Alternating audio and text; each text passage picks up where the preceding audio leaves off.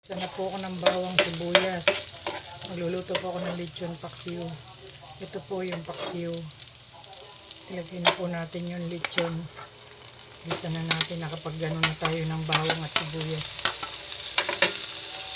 Yan, gisa po natin yan. Yan, nagisa na po natin ang lechon paksiw. Lalagyan ko po muna ng itong paminta. Nagdurog na lang po ako ng paminta. Nilagay ko na yung isang sachet. Ilalagay ko na rin po itong laurel. Saka yung pampalasa natin, kalahati lang.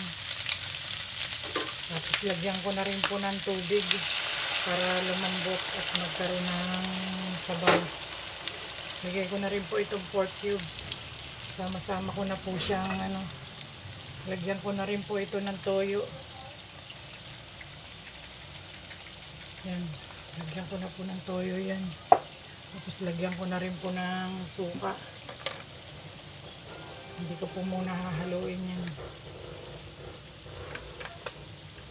Suka. Tapos takpan na po natin at palambutin muna.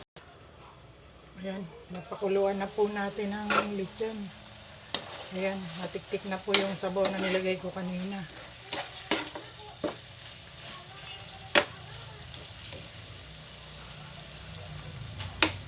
Ilalagay ko naman po ngayon yung sarsa ng lechon niya.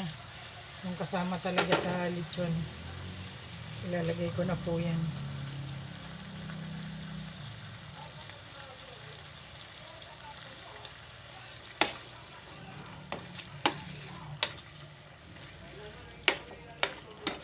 Yan po.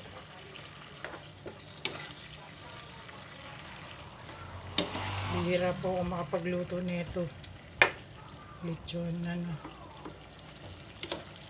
timplado na po ito eh. Bali yung sauce na lang po ang patitiktikin ko ulit. Tsaka gusto ko yung mas malambot para mas malasa pa. Yan lang po. Pwede nyo pong tikman. Pwede po kayong maglagay ng sugar kung gusto nyo po ng medyo mas matamis. Sa akin po, iwas ako sa masyadong matamis.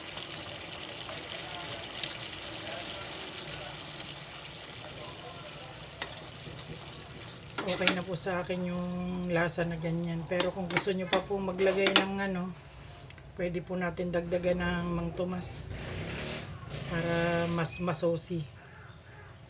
Yan, kalahati lang po nilagay ko. Tapos pakuluan po muna natin saglit. Tapos luto na rin po yan. Yan na po yung ating lechon. Lechon paksiw. Pakuluan pa po natin bahagya. Ayan, luto na po ang ating lechon paksiw. Okay na po sa akin yung dami ng sauce niya. Okay na rin po ang lasa niyan, timplado na.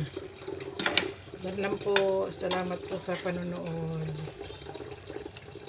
Ito na po ang ating lechon paksiw. Thank you. God bless po.